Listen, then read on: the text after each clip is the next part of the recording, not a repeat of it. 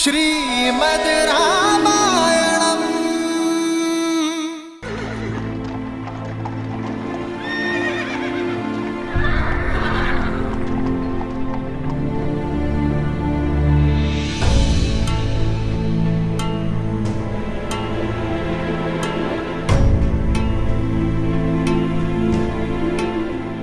आर्य, अरे ये सब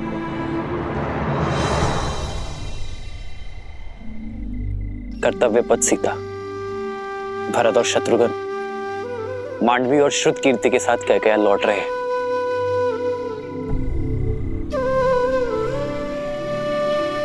आओ।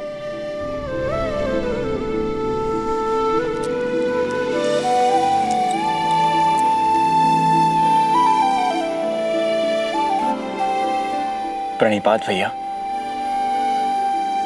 प्रणिपात माता। आप दोनों की ही प्रतीक्षा कर रहे थे। भैया, मेरी कैकेयी में यात्रा अधूरी है, उसे पूर्ण करने जा रहा हूं। विदा कीजिए अपने भाई को, आशीर्वाद दीजिए मुझे।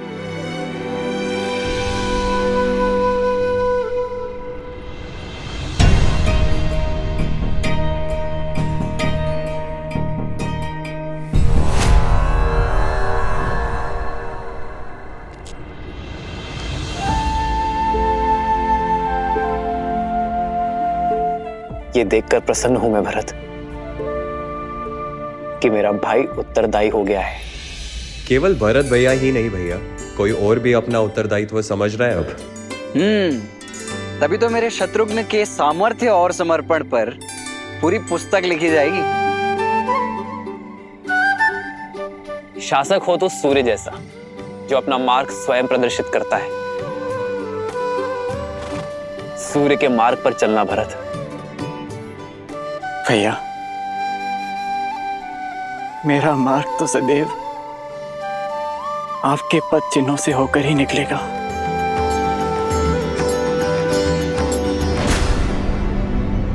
देखा कैकेयी, जाते जाते भी मेरे भरत के कान भर रहा ये राम। उसे तो अपनी परछाई से भी अलग होने का अवसर नहीं देता। आप चारों के जाने से घर सूना हो जाएगा। वापस लौटने में अधिक प्रतीक्षा ना करवाना भरत। शीघ्र लौटूंगा भाभी माँ। विदा कीजिए भैया।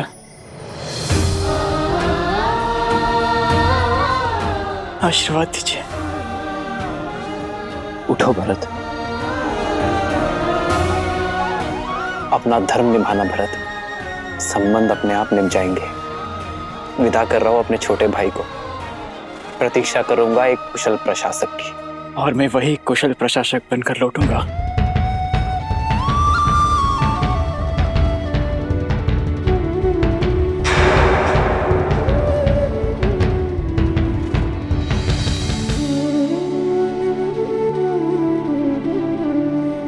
प्रस्थान करो भरत। लक्ष्मण,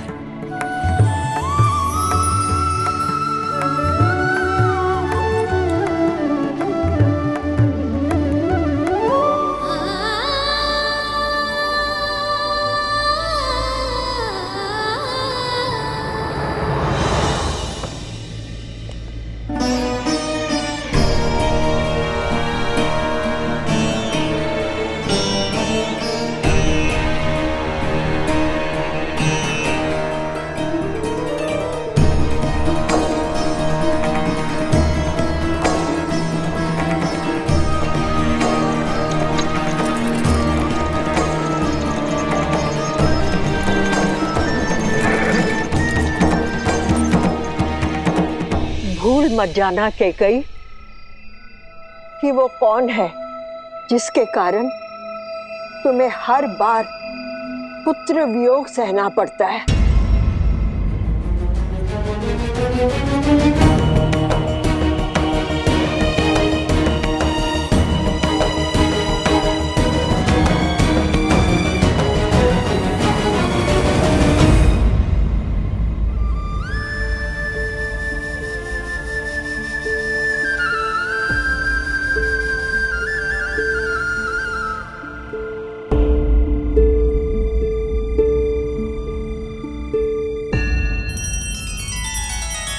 श्री रामचंद्र कृपालु भजु मन हरण भव भय दारुणम नव कंज लोचन कंज मुख कर कंज पद कंजारुणम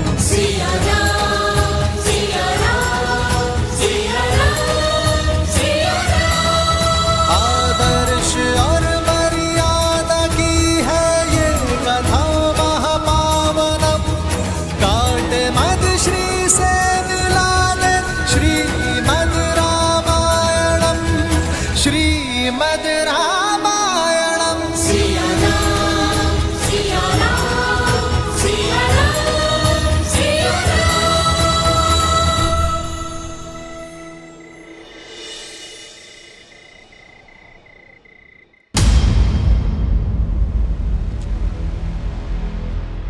बड़े दृष्टिहीन माता पिता की इकलौती संतान हूँ।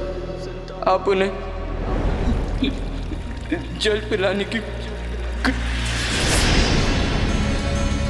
तुमने दो अंधों के जीवन का सहारा छीना है। तुम भी अपनी आंखों के तारे से दूर हो जाओगे। अपने धर्म रक्षक पुत्र के वियोग में तरस तरस कर मरोगे तुम। ये बूढ़े दुखी पिता का श्राप है, श्राप है।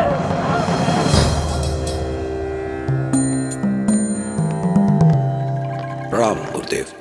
आयुष्मान भव। महाराज, अचानक स्मरण किया? सब कुशल तो है? जब मन में चिंता के बादल छाए हों तो आशा रूपी सूर्य का स्मरण तो हो ही जाता है। ऐसी कौन सी चिंता है जो अयोध्यापति को खाए जा रही है? चिंता तो कर्म फल है गुरुदेव। मेरी चिंता का कारण मेरे पाप से मिला वो श्राप है।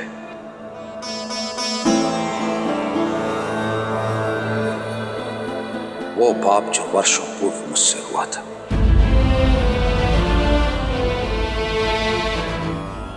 भय मृत्यु का नहीं है गुरुदेव। मृत्यु तो आनी ही है। भय तो मृत्यु के मार्ग का है। इस आयु में आकर पुत्र अपने पिता का सहारा बनते हैं, किंतु मेरे भरत और शत्रुघ्न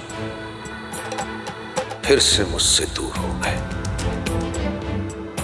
हम निरंतर यह भय सता रहा है कि कहीं मेरे राम और लक्ष्मण तो मुझसे दूर नहीं हो जाएंगे ना गुरुदेव। मेरा मार्गदर्शन करें। ये पल हर राजा के जीवन में आता है महाराज। अयोध्या की पताका लेकर आप बहुत लंबी यात्रा कर चुके हैं। ऐसे में थकान उचित है और थकने के बाद ये पताका आपको युवा पीढ़ी को सौंप देनी चाहिए। महाराज, आप बहुत भाग्यशाली हैं कि ईश्वर ने आपको राम जैसा पुत्र दिया है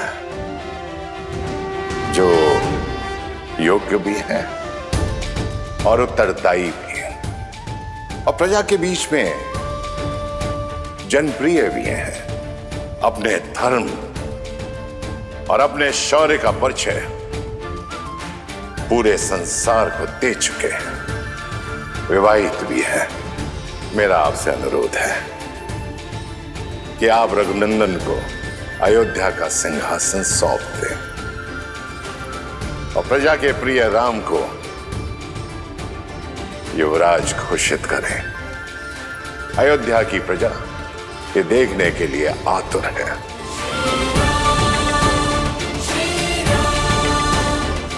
बहुत बहुत धन्यवाद गुरुदेव।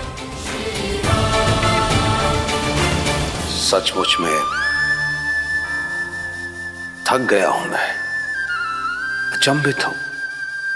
मार्ग मेरे सामने खुला है और मैं व्यर्थ ही दुविधा में था। राम को ये साम्राज्य सौंपकर अयोध्या को एक श्रेष्ठ राजा मिल जाएगा और मुझे मेरे भय से मुक्ति। क्योंकि एक राजा तो अपने राज्य को छोड़कर कहीं जा ही नहीं सकता। बहुत बहुत धन्यवाद गुरुदेव, बहुत बहुत धन्यवाद।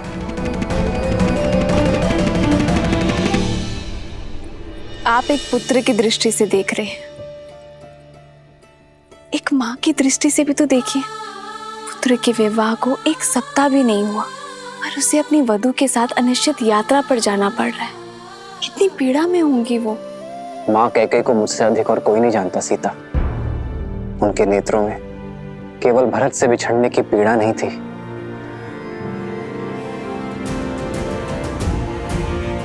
एक आक्रोश था।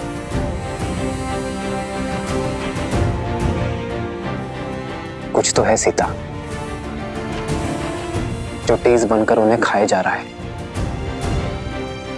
और फिर अपने पुत्रों की विदाई में पिताश्री भी उपस्थित नहीं थे। ये उनके स्वभाव से विपरीत है सीता। ईश्वर करे कि सब कुछ शुभ हो।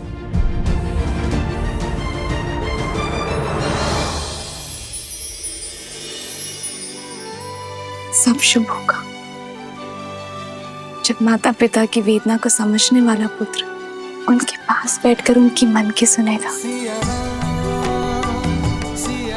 उचित कहा तुमने सीता। इस विषय पर पिताश्री से बात करनी चाहिए।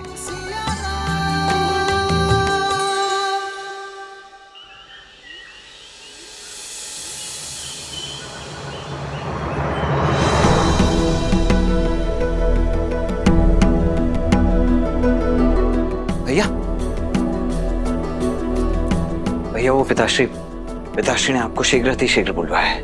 मैं उनके कक्ष में ही जा रहा हूँ लक्ष्मण। परंतु पिताश्री कक्ष में है नहीं भैया, वो राजसभा में है।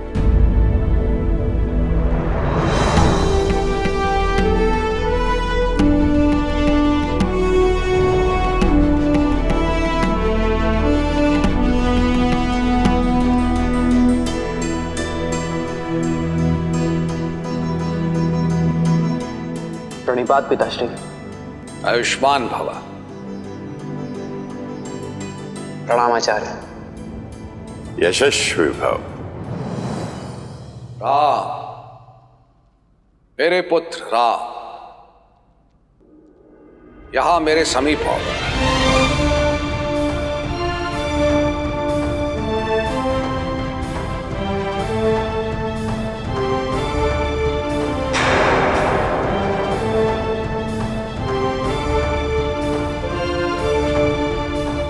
आदेश करें पिताश्री।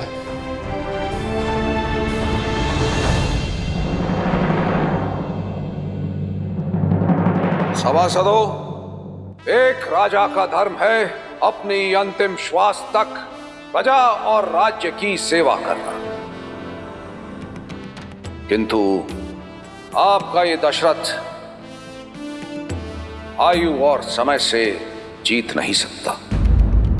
वृद्ध हो गया हूं मैं। इसीलिए गुरुदेव वशिष्ठ के परामर्श और अपने विवेक से मैं अपने ज्येष्ठ पुत्र राम को अयोध्या का अगला राजा, अयोध्या का युवराज घोषित करने का प्रस्ताव रखता हूं।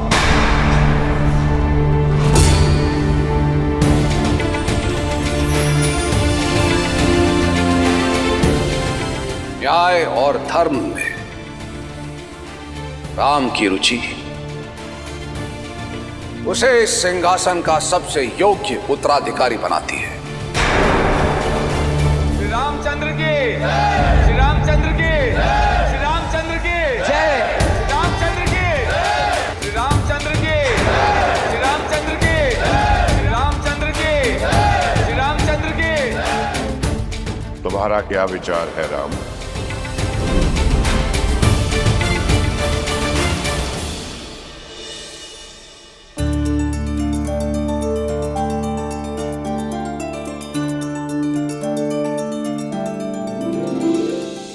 आचार्य, प्रजा राजा के लिए उसकी संतान होती है और एक संतान के लिए अपने पिता का निर्णय सर्वोपरि है। मेरे पिताश्री, अयोध्यापति महाराज दशरथ के आदेश का पालन करना मेरे लिए सौभाग्य है।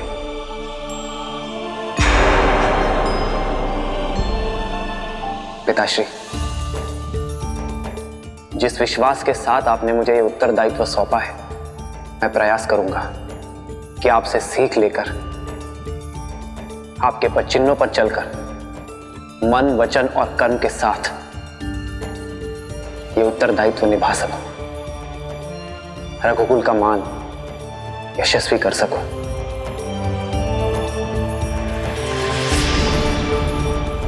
गुरुदेव, राम का युवराज अभिषेक कब कर सकते हैं हम? शुभस्य शीघ्रम। युवराज का अभिषेक कल ही हो सकता है।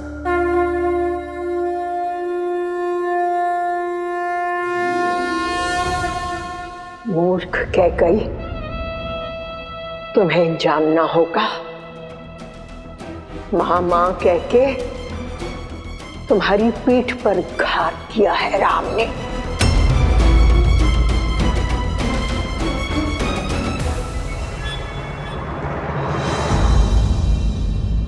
राम, मन में यदि कोई शंका हो तो कहो।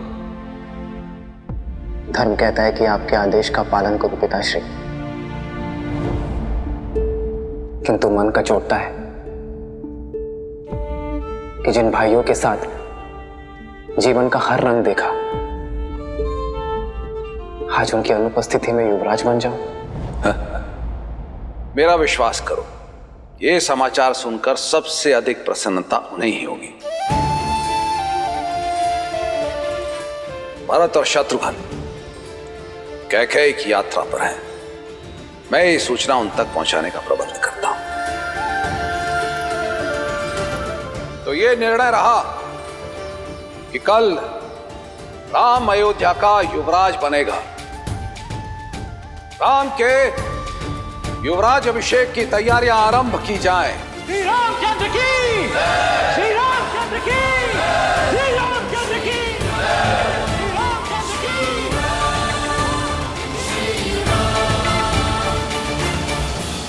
प्रेम के मीठे बोल बोल के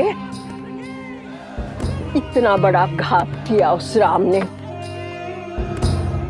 बेचारी कैकेयी, उसे तो इस चाल की भनक तक नहीं। सब नष्ट हो गया। मेरी इतने वर्षों की तपस्या नष्ट हो गई, सब नष्ट हो गया।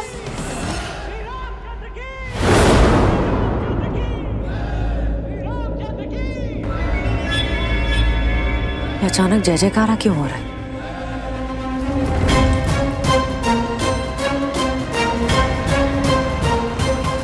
जय जयकार नहीं, ये मेरी कैकेयी के विनाश का नाद है। सब अनर्थ हो गया, तुम्हारा हर स्वप्न टूट गया। मंत्रा, क्या हुआ? तुम रो क्यों रही हो? बबूल के वृक्ष को पानी दोगी तो आंचल में कांटे ही गिरेंगे ना। देखो देखो क्या क्या।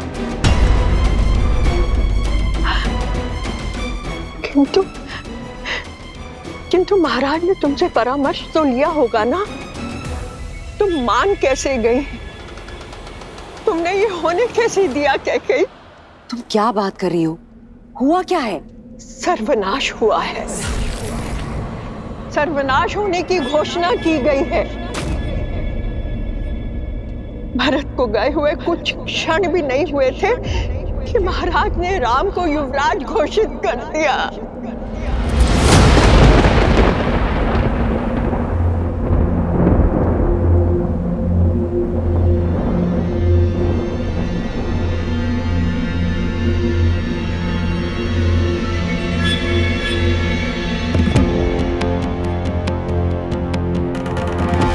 अब समझ में आया कि राम ने भरत को रोका क्यों नहीं।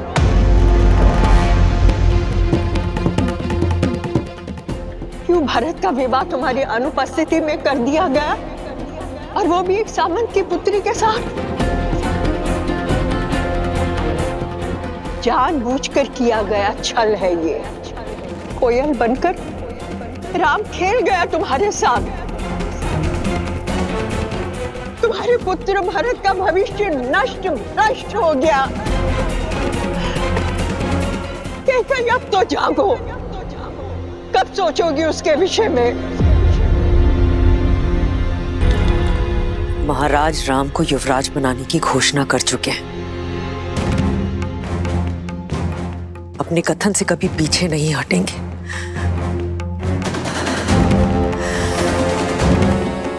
आपने मेरे पुत्र भरत के साथ ठीक नहीं किया महाराज।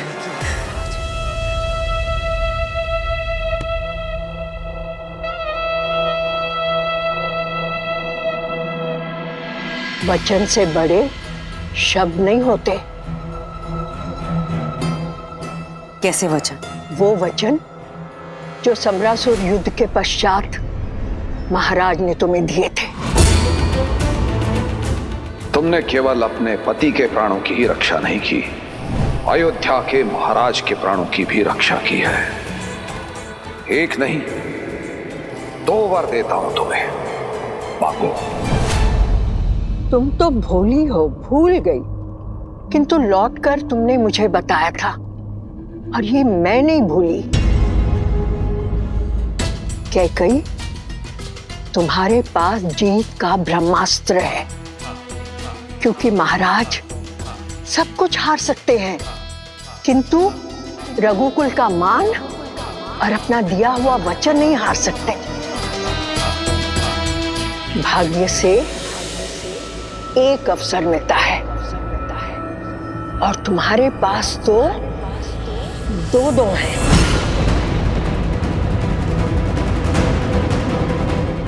मैं अभी जाकर महाराज से बात करती हूँ। रुको कैकई, तुम स्वयं वहां जाओगी तो ऐसे लगेगा कि हाथ फैलाकर भीख मांग रही हो। कैकई, ऐसा कुछ करो कि महाराज स्वयं तुम्हारे पास आए। ये श्रृंगार त्याग दो और को भवन में जाओ। मैं अभी महाराज को बुलाकर आती हूँ, और 2 वचनों से राम की छाया को भरत से कैसे हटाओगी और क्या मांगोगी, ये सोचो।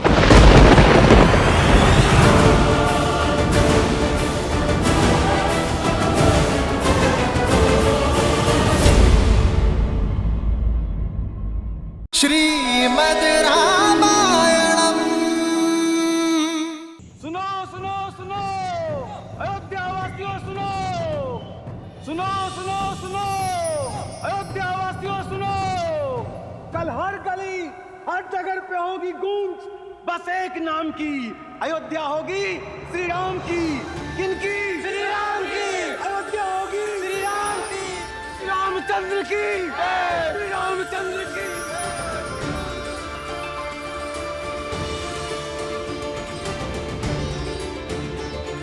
हे महादेव, मैंने तो आपसे वर मांगा था,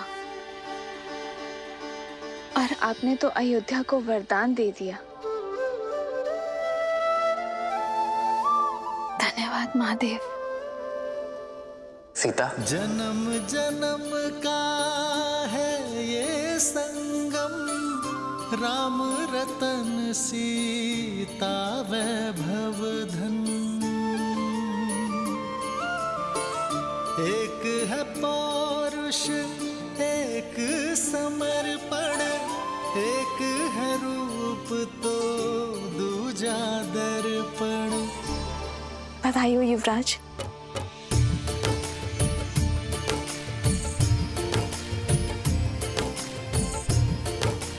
सीता, पिताश्री ने आज सभा में मुझे बुलाया और अचानक ये घोषणा कर दी। मैं तुम्हें बताने आ ही रहा था। एक स्त्री का सम्मान सदा उसके पति के मान से जुड़ा होता है, और आज प्रजा के हृदय में आपके लिए मान देखकर मेरा भी सम्मान बढ़ गया। राम है लोचन सीता दृष्टि, राम है बादल सीता वृष्टि। राम सिया राम सिया राम सिया राम, राम सिया राम सिया राम, राम सिया राम सिया राम सिया राम, राम सिया राम सिया राम। ये मान, ये सम्मान एक श्रृंगार नहीं है सीता, ये दायित्व है मेरा और तुम्हारा भी।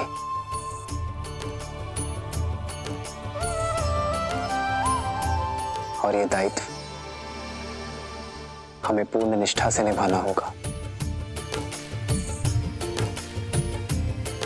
सम्मान को दायित्व समझकर धारण करने का गुण, किसी के शब्दों के पीछे छिपे भाव को समझने की कला ही तो आपको करुणामयी बनाती है श्री राम।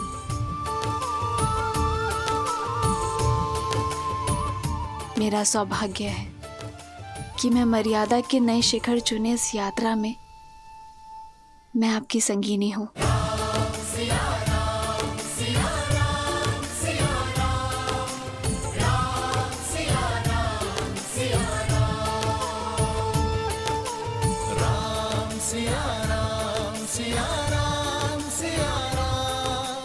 वो संगिनी जो इस राम को पूर्ण करती है।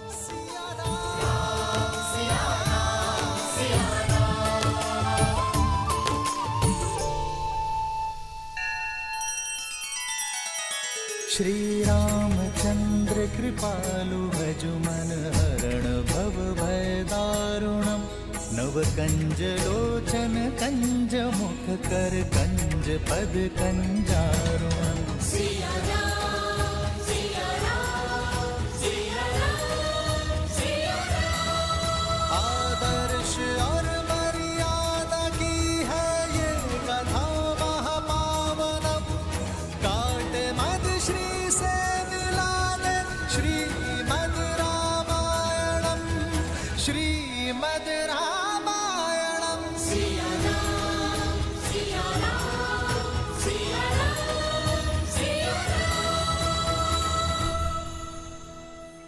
सुमंत्र, भोर की पूजा के लिए मुहूर्त निकलवाओ, अनुष्ठान के लिए सभागिरी को सज्ज करो और राम के नाम पर दान पुण्य के लिए भंडार गृह खोल दो। जी महाराज।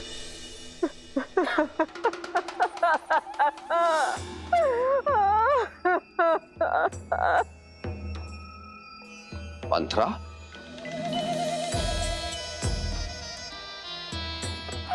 महाराज, कुछ तो अशुभ हुआ है। कैसे मेरी बच्ची ठीक नहीं है। इस शुभ अवसर पर किंतु ऐसा हुआ क्या है?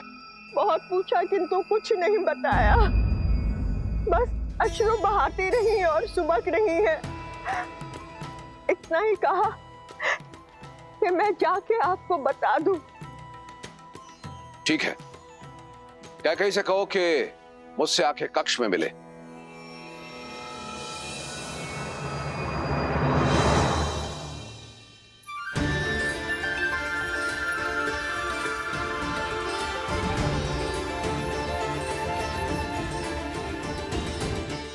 राम, अति सुंदर।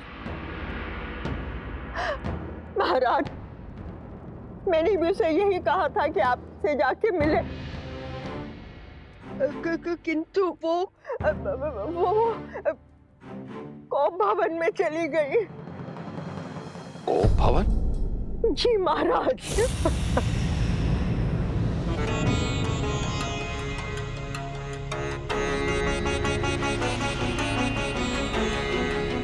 बहुत चेष्टा की महाराज, परंतु कुछ बोल नहीं रही है, केवल आपसे ही बात करेंगी।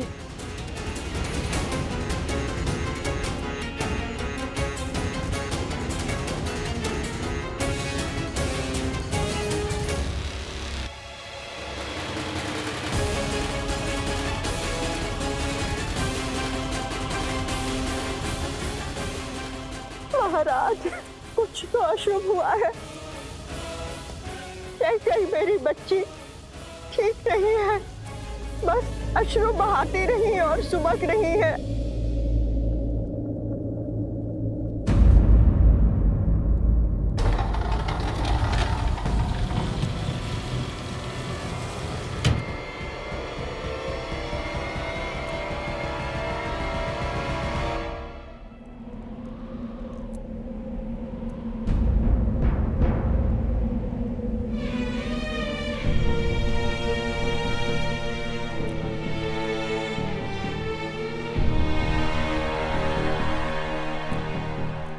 कैकेयी,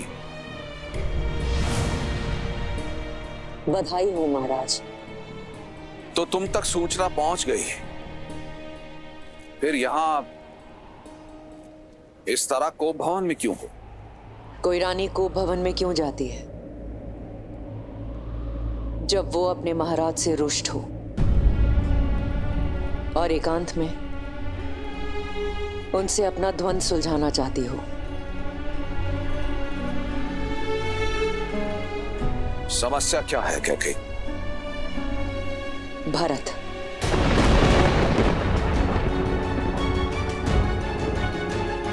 भरत की अनुपस्थिति में यह घोषणा क्यों?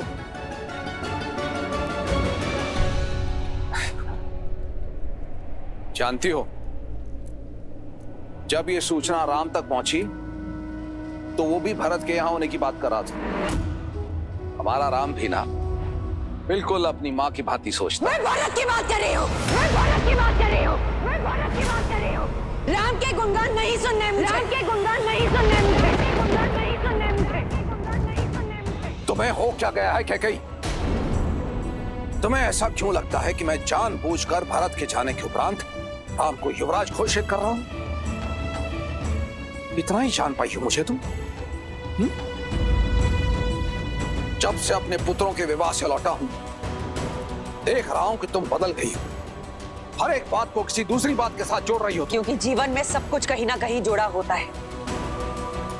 कोई भी घटना अकारण नहीं होती है। क्या ज्ञात था मुझे कि वर्षों पहले किया गया मेरा निस्वार्थ कर्म मुझे आज फल देगा।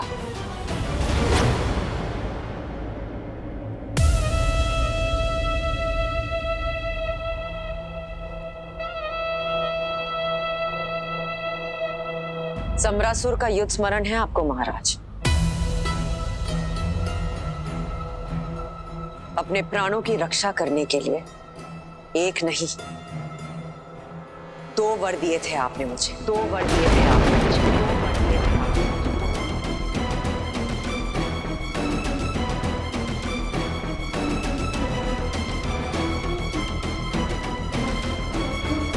कैकेयी, इस बारे में हम बाद में बात करते हैं। पहले तुम रानी के रूप में सच होकर आओ। बहुत वर्ष बीत गए महाराज,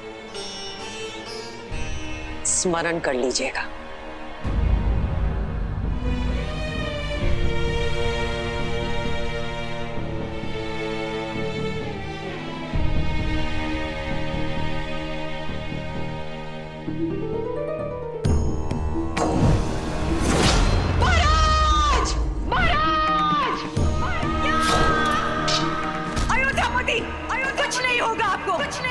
तुमने केवल अपने पति के प्राणों की ही रक्षा नहीं की, अयोध्या के महाराज के प्राणों की भी रक्षा की है। एक नहीं 2 वर देता हूं तुम्हें। मांगो।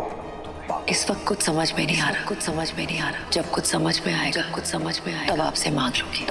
तुम्हारे ये 2 वरदान महाराज दशरथ पर ऋण रहे। जब चाहो मांग लेना। स्मरण आया महाराज?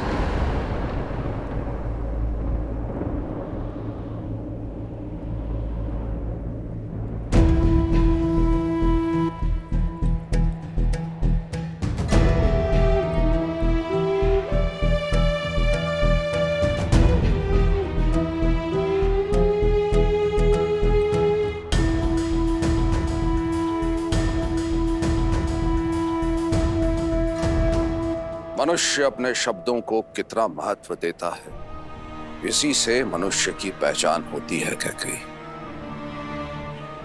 मुझे सब स्मरण है।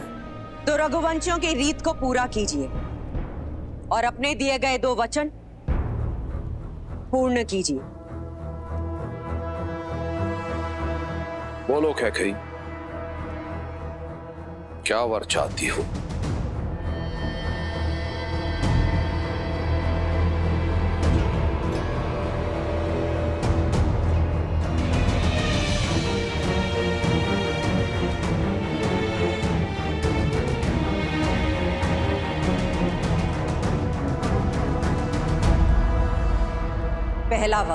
पहला वर अयोध्या के सिंहासन पर अब राम नहीं भरत बैठेगा।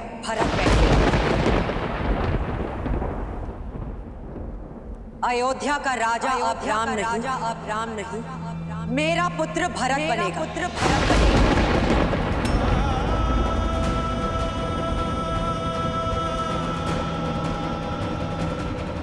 क्या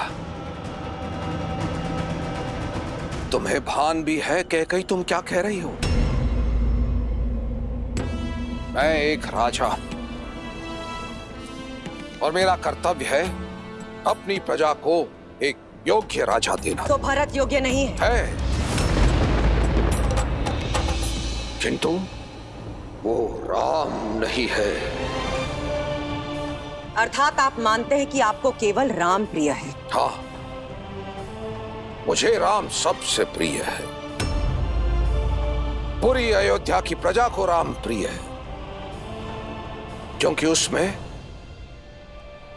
उत्तराधिकारी बनने के सब गुण हैं। कैकेयी, जब हम संसार से विदा लेंगे तो राम हमारा नाम आगे बढ़ाएगा।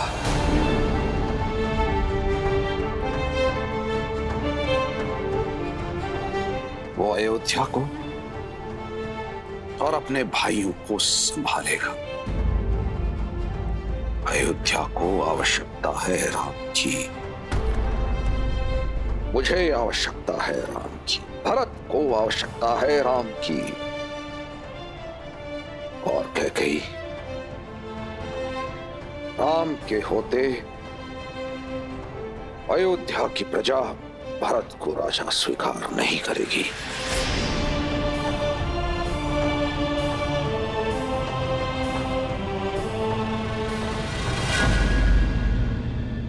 दूसरा वर तो सुन लीजिए महाराज। दूसरा वर तो सुन लीजिए महाराज। दूसरा वर तो सुन लीजिए महाराज। दूसरे वर में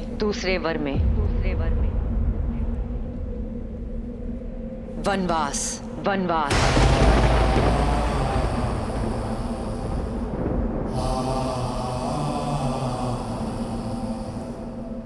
राम के लिए 14 वर्ष का वनवास।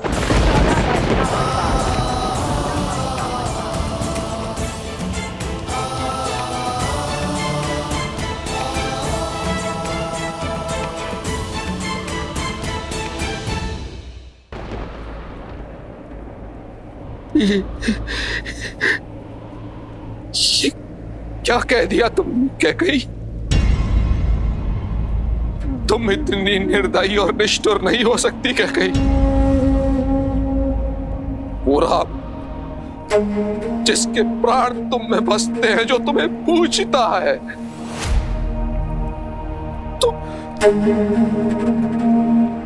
तुम उसे वनवास भेजने की बात कर रही हो।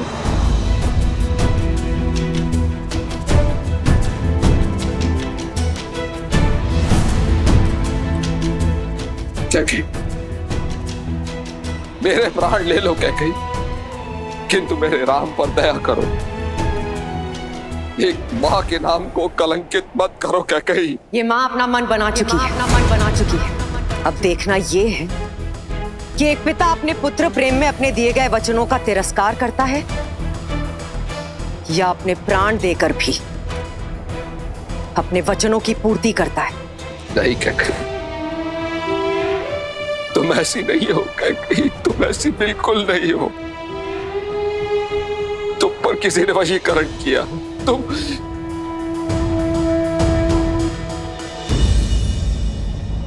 अच्छा ठीक है, मैं भारत को राजा बना दूंगा। राज सिंहासन भारत को मिलेगा। पूरी प्रजा भारत को राजा मानेगी। राम उसका सेवक बन के रहेगा। किंतु मुझे मेरे राम से दूर मत करो। उसे ऐसा दंड मत दो कैकेयी। उसे यही रहने दो कैकेयी, उसे यही रहने दो। मेरे पुत्र का भविष्य बनाने का मार्ग यही है कि राम वन के मार्ग को चला जाए।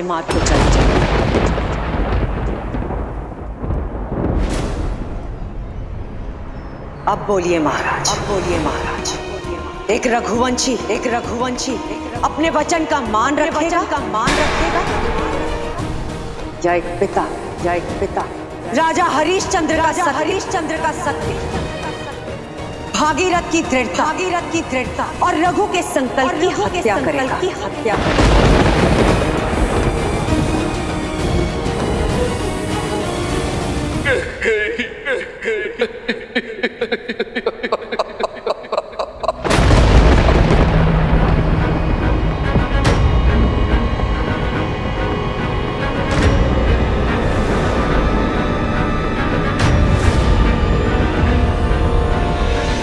तुमने दो अंधों के जीवन का सहारा छीना है।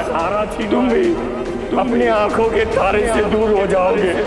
अपने धर्म रक्षक पुत्र के वियोग में तरस कर मरोगे तुम। ये बूढ़े दुखी पिता का श्राप है।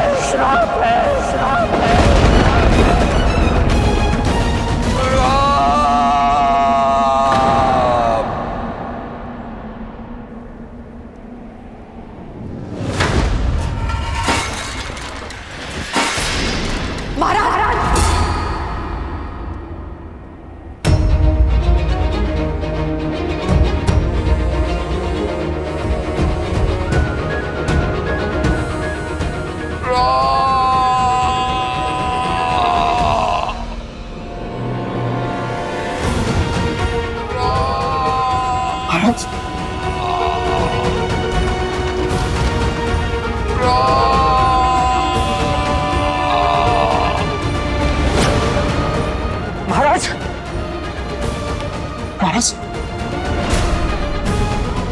आप ठीक तो? मैं अभी वैद्य जी को लिखा लाता हूं।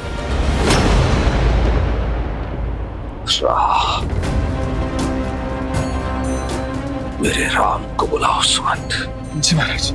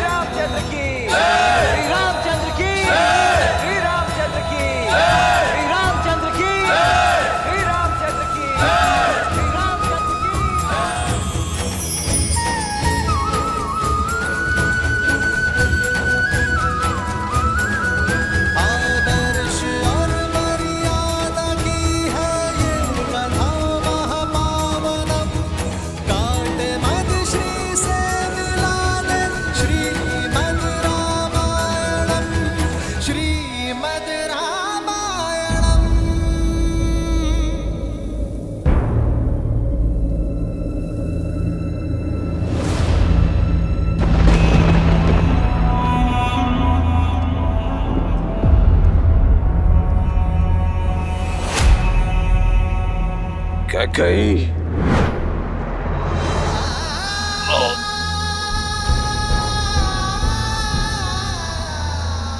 कैकेयी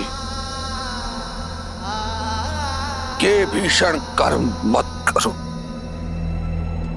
महाराज दशरथ को ये गिड़गिड़ाना शोभा नहीं देता है। आप अपने कर्तव्य से डिग सकते हैं, किंतु ये माता अपने धर्म पर अडिग रहेगी।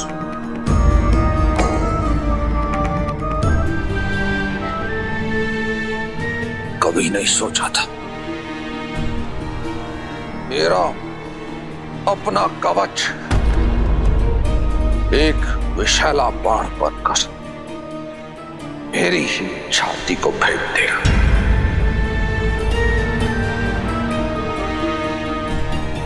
जिस कैकई से मैंने जीवन से अधिक प्रेम किया, वही मेरी मृत्यु का दूत बनकर पछताओगी क्या कहीं?